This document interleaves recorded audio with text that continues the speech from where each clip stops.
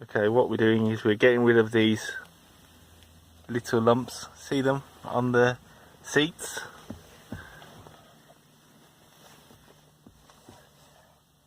Okay, what I'm going to do is get the machine and then we'll be able to clean it up.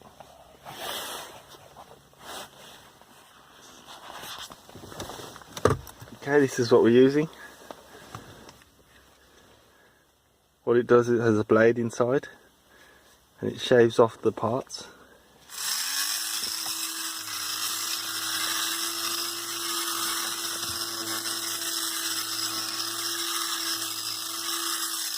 You see, it goes into the container there.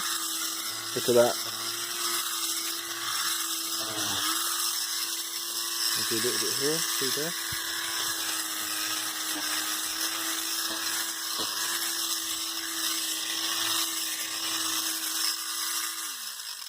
Pretty simple, collects in that little container there.